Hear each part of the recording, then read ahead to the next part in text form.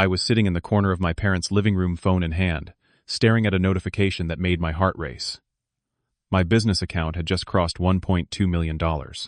Around me, champagne glasses clinked, as my mom introduced my sister Madison to every guest at her graduation party. 3 years ago, in this same room, my dad had laughed at my online business idea and called it a waste of time. I had spent 3 years being the family joke. Tonight, that was about to change. Before I tell you how I went from being the family disappointment to proving them all wrong, let me know in the comments where you are watching from. Hit that like button if you have ever been doubted by the people who should believe in you most. And subscribe, because this story gets better than you think. Now let me take you back to where it all started. 3 years earlier, I was sitting in this same living room, but everything felt different. I was 25 years old and had just quit my marketing agency job that paid $45,000 a year. My hands were shaking with excitement as I told myself this was the right decision. For 6 months, I had been researching an opportunity in the print-on-demand custom apparel space. I spent every night after work studying competitors, analyzing market trends, and building a business plan. I had saved $8,000 from my job, and I was ready to invest every penny into this dream. The idea consumed me in the best way possible. I would wake up at 5 in the morning, with new product concepts racing through my mind. My notebook was filled with sketches, pricing strategies, and customer personas. When I finally launched my website, I named it Apex Threads. Choosing that name took me 3 days. I must have written down 200 options before landing on something that felt right. The logo design took another week. I taught myself basic graphic design through free YouTube tutorials, staying up until 2 or 3 in the morning to get every detail perfect. The night my website went live, I sat at my laptop refreshing the page every few minutes, convinced something would break. But it did not. Everything worked. My first sale came 2 days later. $47. I know that does not sound like much, but when that notification popped up on my phone, I literally jumped out of my chair and yelled so loud my neighbor knocked on the wall. Someone I had never met in a city I had never been to had just given me money for something I created. That feeling was better than any paycheck I had ever received at the agency. By the end of the first 2 months, I had made $3,000. The profit margins were not huge yet because I was still learning, still testing, still figuring out which products resonated with customers. But the trajectory was clear. This was real. This could work. And I needed my family to know about it. Sunday dinner at my parents' house had always been a tradition. Every week we would gather around the same oak table my dad had built 20 years ago. That particular Sunday I showed up early, feeling nervous but excited. My mom Susan was setting the table with her usual precision. My dad Richard was in the garage tinkering with something. My sister Madison walked in wearing her State University hoodie, earbuds, and barely acknowledging anyone. When we all sat down, I could barely taste the roast chicken and mashed potatoes my mom had made. I was too focused on finding the right moment to share my news. Finally, during a pause in conversation, I cleared my throat. I told them about Apex Threads. I explained the business model, how print-on-demand worked, how I was handling marketing and customer service. I showed them the numbers on my phone. $3,000 in 2 months. Then I said the thing I had been rehearsing all day. This could be 6 figures within a year. My dad put down his fork and looked at me like I had just announced I was joining the circus. He asked about my real job. He asked about benefits. He asked about stability. Every question felt like a small cut. My mom's face showed worry, not pride. She asked what would happen if it failed. Madison did not even look up from her phone. My dad said I had thrown away a steady job for t-shirts on the internet. I tried to explain it was not just t-shirts, that this was a scalable business model. He cut me off. Scalable, he repeated, like the word tasted bad in his mouth. You know what else is scalable, he said. A career with a 401k. The conversation died right there. My mom turned to Madison and asked about her internship interview. Just like that, the subject changed. Madison talked about applying for a summer position at a law firm downtown. Everyone leaned in, interested, asking follow-up questions. I sat there pushing potatoes around my plate, suddenly invisible. The sound of silverware scraping plates filled the awkward silence around my end of the table. I looked down, fighting the urge to defend myself further. Maybe they will understand when I show them results, I thought. Just give it time. But that dinner was just the beginning of understanding something painful. I had always existed in Madison's shadow, and tonight confirmed that nothing had changed. Growing up, Madison was the golden child. Straight A's valedictorian, debate team captain, Honor Society president. Our refrigerator looked like a shrine to her achievements. Certificates, report cards, scholarship announcements, all held up by magnets in a collage of excellence. My art awards from high school were somewhere in the back of the hallway closet. Nobody ever mentioned them. At family gatherings, the script never changed. Aunt Linda would ask about me with that polite tone people use when they are just being nice. "So Cameron's still doing that computer stuff." Before I could answer, my mom would jump in. "He is working in marketing," she would say quickly, as if even she was not quite sure what I did. But Madison just made Dean's List again. Then everyone would turn to Madison and I would fade back into the wallpaper. I did not resent Madison. She worked hard. She earned her achievements. But what hurt was the constant comparison, the way my parents measured my worth against her accomplishments. It was like we were running two different races, but they only had a stopwatch for hers. Madison's room at home was immaculate. Trophies lined her shelves. Her desk was organized with color-coded folders and perfectly sharpened pencils. My old room had been filled with art supplies, band posters, and what my dad called creative chaos. Even our spaces told the story of who mattered more. The pain was not in being different from Madison. The pain was in never being seen for who I actually was. Every Thanksgiving, every Christmas, every birthday, I watched my parents' faces light up when Madison walked in the room. When I arrived, I got a distracted hug and a question about whether I had eaten yet. I did not want to be Madison. I just wanted to be enough as myself. And that night at dinner, I realized that my online business success would have to be undeniable before they would even consider taking me seriously. 6 months into running Apex Threads, I was making $15,000 in revenue each month with about $6,000 in profit. I knew these were not huge numbers yet, but the growth was exponential. Every month was better than the last. I had systems in place now. I understood my customers. I had refined my product line. The business was real and growing. I decided to try again with my family. This time I came prepared. I brought my laptop to Sunday dinner and created a simple presentation. I had graphs showing revenue growth, screenshots of customer testimonials and metrics, proving this was not just a hobby. I was proud of what I had built, and I wanted them to see it. My dad glanced at my screen for maybe 10 seconds. He asked how much I was making per year. When I said it would probably land around $50,000 or $60,000 by year's end, his face showed disappointment. "So you are making less than your old job," he said. I tried to explain this was just the beginning, that I was still scaling up, that the trajectory showed massive potential. He laughed. Not a mean laugh, but one of those patronizing chuckles that somehow hurt worse. "Cameron," he said, "when are you going to get serious about your career?" Before I could respond, my mom interrupted. "Oh, Madison, show everyone your acceptance letter." Madison had just been accepted into a prestigious summer program at Yale Law School. The entire room erupted in applause and congratulations. My laptop sat forgotten, on the coffee table, presentation still glowing on the screen that nobody was watching anymore. My Uncle Tom, who had been half listening to my business explanation, turned to me with a big smile. "Cameron," he said, "you know my friend's son just got hired at Google. I can get you an introduction if you want a real job." I told him I had a real job. He laughed and said playing around on the internet was not what he meant. "Be realistic, kid," he added. I closed my laptop. The room was buzzing with excitement about Madison's achievement, which she absolutely deserved. But I sat there feeling like a child who had just been patted on the head and dismissed. The anger mixed with hurt in a way that made my chest tight. Part of me wanted to scream that my business was real, that I had paying customers, that I was building something meaningful. But I knew it would not matter. Not yet. I drove home that night with tears stinging my eyes, hands gripping the steering wheel tighter than necessary. When I got back to my apartment, I did not go to bed. I worked until 4 in the morning, fueled by a mix of frustration and determination. A message came in from a customer around 3 a.m. "Love your products," it said. "Keep up the amazing work." I stared at that message for a long time. This is real, I told myself. They just cannot see it yet. 1 year into running Apex Threads, my business was generating $35,000 in monthly revenue, with about $18,000 in profit. I was 26 years old and making more per month than I used to make in 2 months at the agency. I had hired a virtual assistant. I had established relationships with reliable suppliers. I had repeat customers who loved my brand. By any reasonable measure, I was successful. My birthday dinner that year broke something inside me. My parents had always given thoughtful gifts.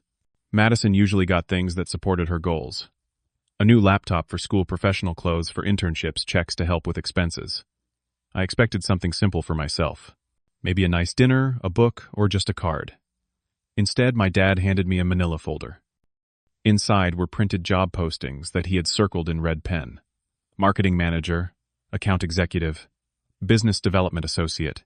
There was also a receipt for a resume service subscription and a LinkedIn premium membership that he had purchased in my name. The card said, "For when you are ready to get back to the real world, love Mom and Dad." I held that card in my hands and felt them shaking. I forced myself to smile, to thank them, to act like this was helpful instead of devastating. Inside, I was screaming.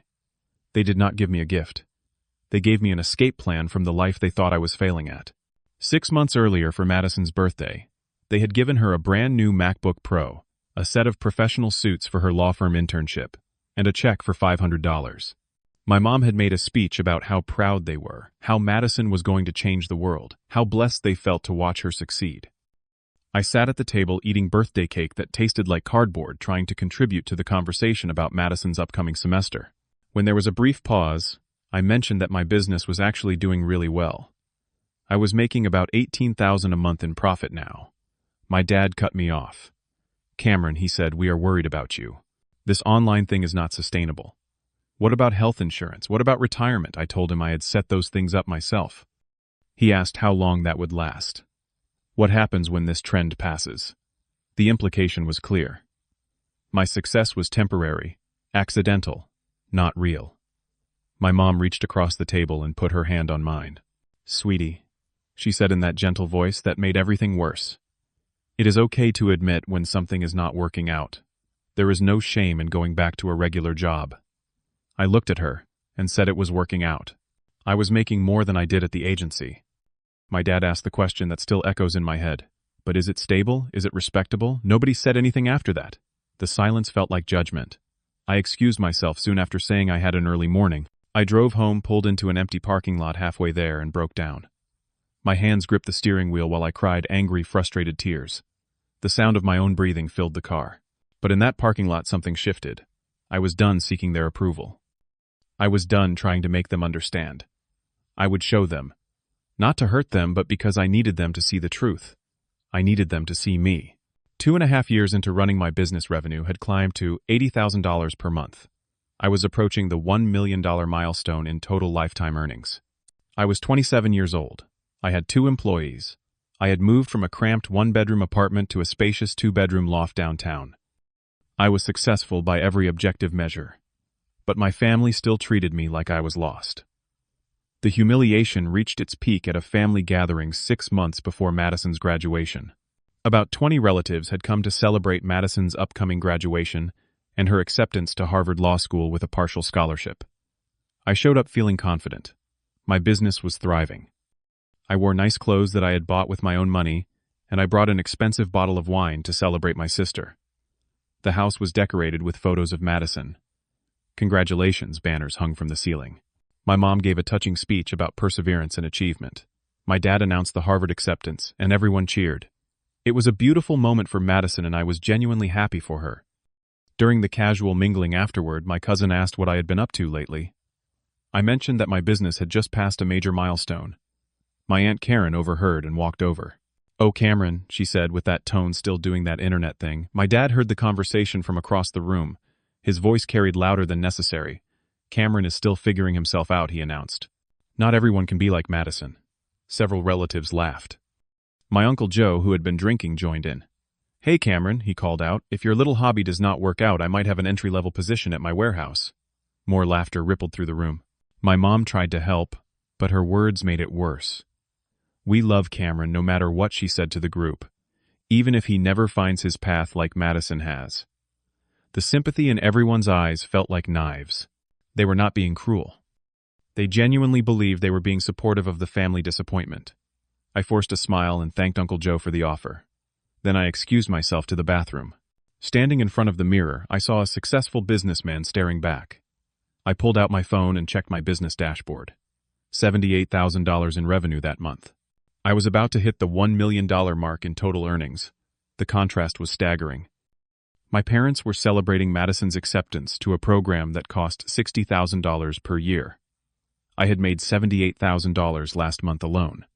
But to them, I was still the family joke. I walked back out to the party and stood in the corner holding my wine glass, watching my parents beam with pride at Madison. My grandma approached and asked when I would settle down like my sister. I smiled and gave a vague answer. The laughter when my dad made another joke about my internet business echoed in my ears during the drive home. My hands gripped the steering wheel so tight my knuckles turned white. When I got home, I called my best friend Jake. I am done being invisible, I told him. June 25th, Madison's graduation party. That is the day. That is when they will know. The 3 months between that humiliation and Madison's graduation party became the most focused period of my life. I was not working out of anger anymore. I was working with purpose. Every decision I made was calculated. Every product launch was strategic. Every marketing campaign was optimized. In the first month, I launched a new product line that exploded. A major brand reached out about a collaboration. The deal alone brought in $40,000. My total lifetime earnings crossed $900,000. I hired 2 employees to handle operations so I could focus on growth. I moved from my downtown loft to an even better place, with an actual office space for my small team. The second month pushed me past $1.05 million in total earnings. My monthly revenue averaged $90,000 with profit margins at 60%. I was making more in a month than most people made in 2 years. I signed a lease on a small office space. Nothing fancy, just 300 square feet with good light and room for my team to work comfortably. Walking into that office each morning felt surreal. The third month, the week before Madison's graduation party, my total lifetime earnings hit $1.2 million. I was 28 years old. I had built this from nothing. No investors, no loans. Just me, a laptop, and a belief that I could create something meaningful. I did not tell my family about any of this. When my mom called to ask if I was doing okay, I gave vague answers. I am doing fine, Mom. Work is good. When my dad suggested I think about going back to school for an MBA, I just said I would consider it. They had no idea what was coming. During those 3 months, I worked with my accountant to prepare official documentation. I had my business bank statements printed and certified. I had tax returns ready with sensitive information redacted but income clearly visible. I had revenue reports and growth projections. This was not going to be just me claiming success. This was going to be undeniable proof. I bought a new suit. Nothing flashy, just a well-tailored navy blue that made me feel confident. The week before the party, I took a screenshot of my business dashboard, showing $1.2 million in total lifetime earnings. I looked at my calendar, where I had circled June 25th in red marker. It was time. Saturday, June 25th arrived with perfect weather. My parents had transformed their backyard into an elegant party venue. A white tent covered rows of tables. Catering staff moved efficiently, setting up stations of food. String lights were wrapped around trees. A banner reading, "Congratulations, Madison." Harvard Law Bound hung across the patio. About 40 guests would be there. Extended family, Madison's friends, my parents' colleagues. It was going to be the celebration Madison deserved. I arrived on time wearing my navy suit. I felt calm. No nervousness, no anger, just clarity about what needed to happen. I brought a graduation gift for Madison. A beautiful leather briefcase that cost $300. She had worked hard for Harvard, and I was genuinely proud of her. Madison answered the door and seemed surprised by both my appearance and the gift. "Thanks, Cam," she said, examining the briefcase.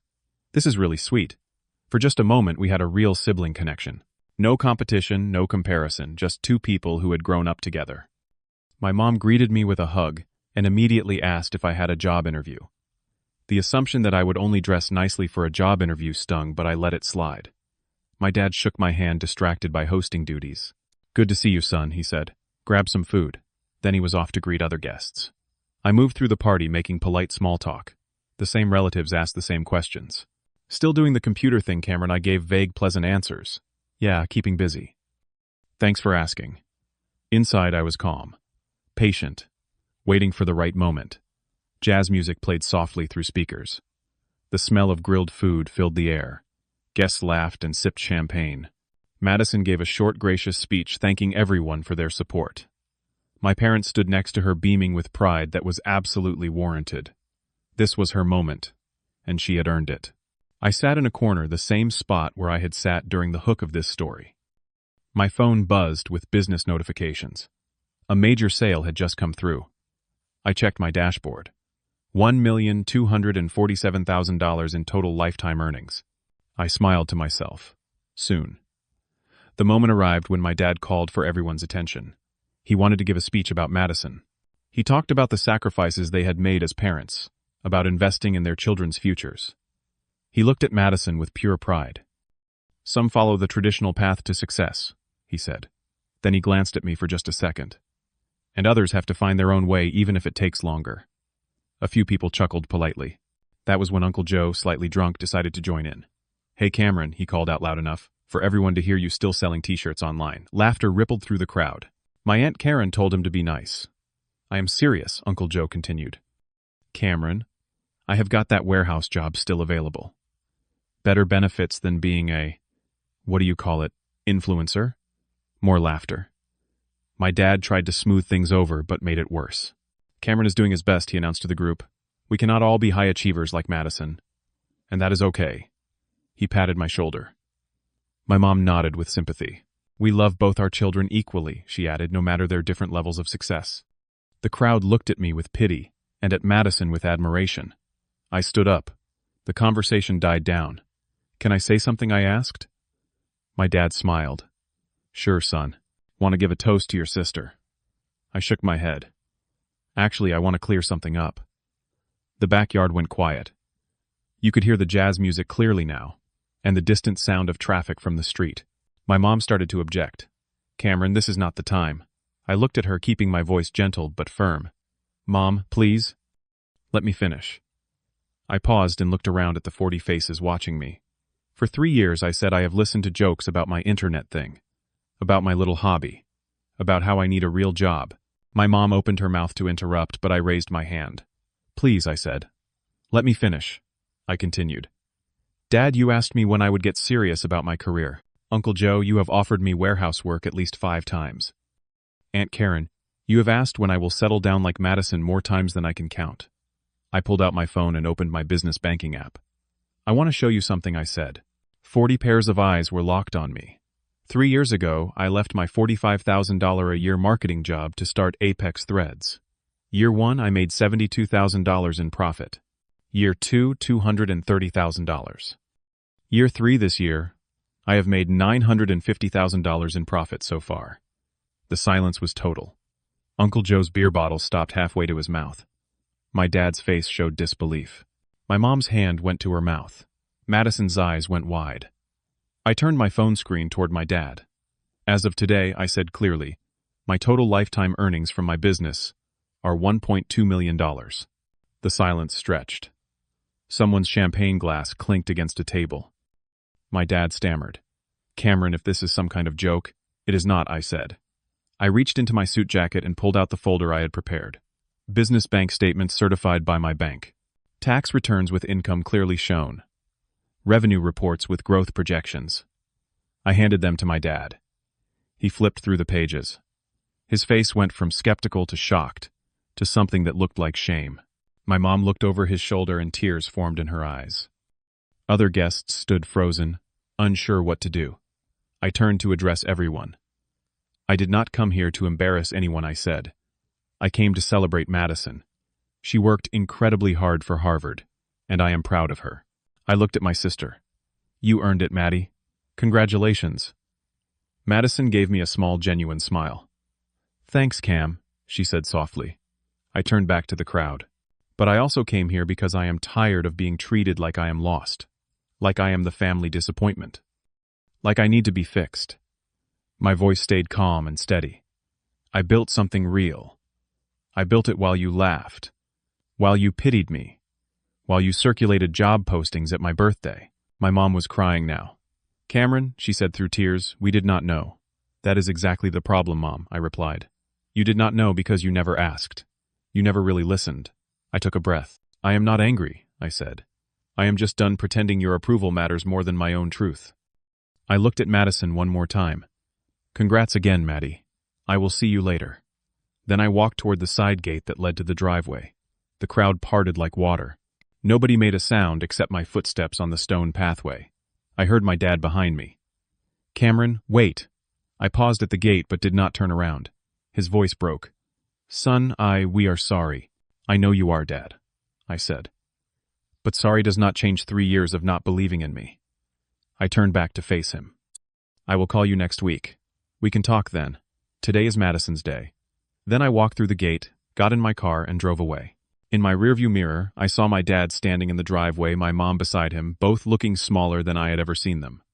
Back at the party, the silence must have been deafening. Guests avoiding eye contact. Uncle Joe setting down his beer and looking guilty.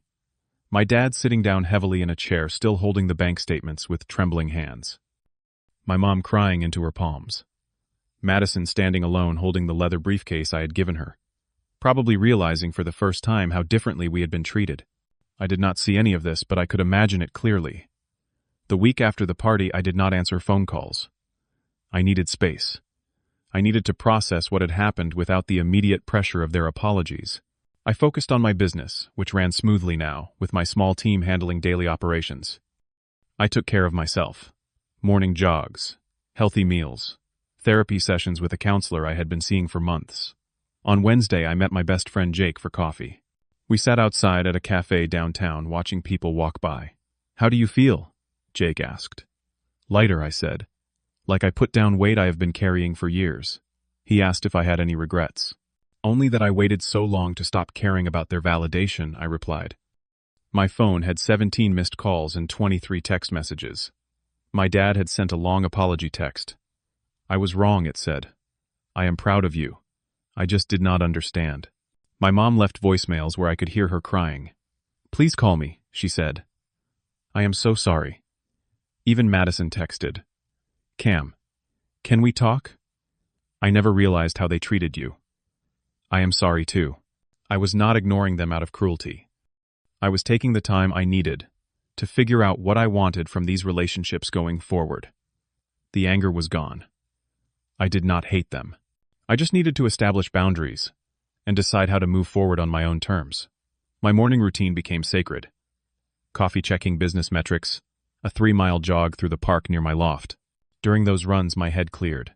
I realized I did not need their approval anymore, but I was open to rebuilding our relationship. Not as the child seeking validation, but as an adult demanding respect. 2 weeks after the graduation party, I agreed to meet my parents for lunch. We chose a quiet cafe, downtown neutral territory. When they arrived, they looked older somehow, tired. My mom hugged me longer than usual. My dad shook my hand and held it for an extra moment. We sat down and there was awkward silence at first. Then my dad spoke. "I need to apologize properly," he said. "I judged you based on my own fears and limitations.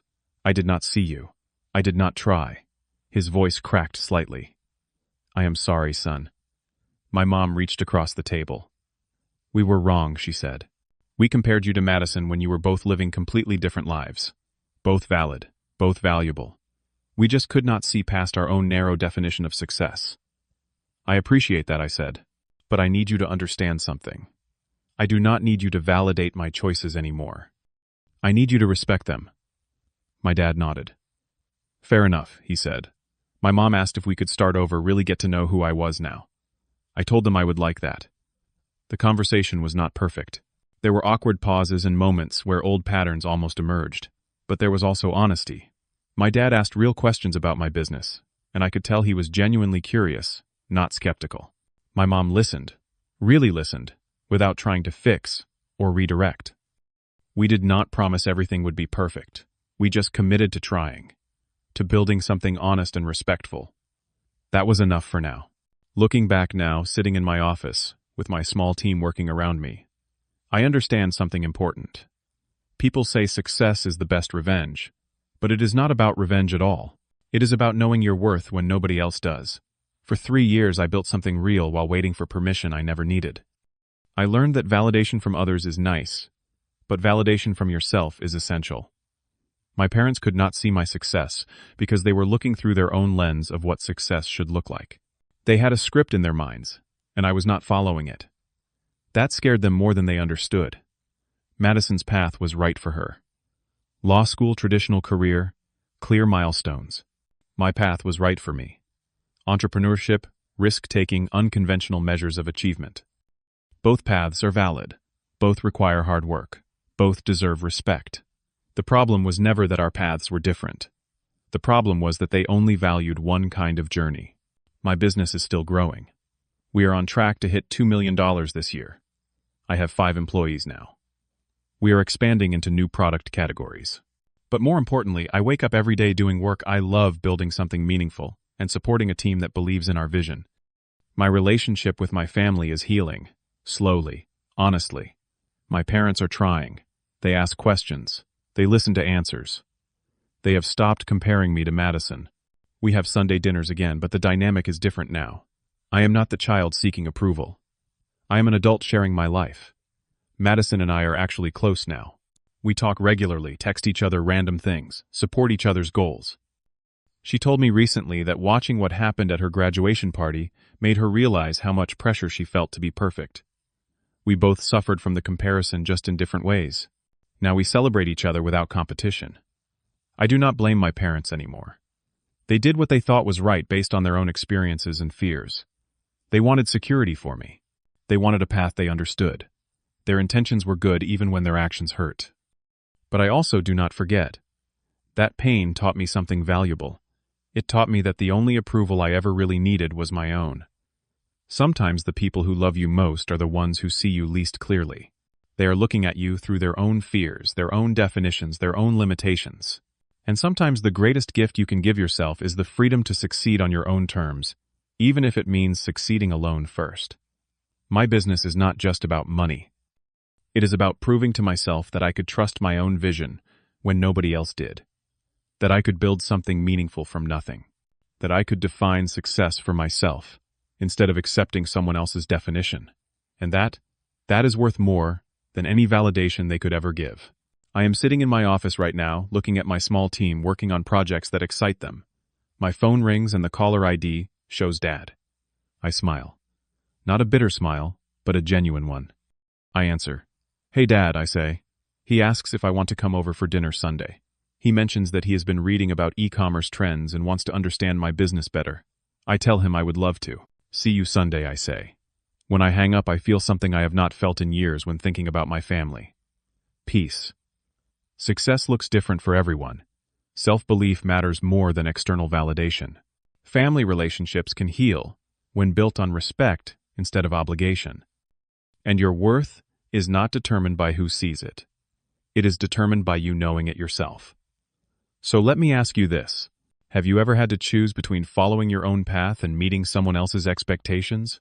Have you ever succeeded in something while the people closest to you doubted you?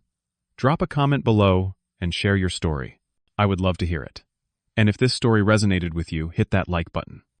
Subscribe to this channel for more real stories about family success and finding your own way.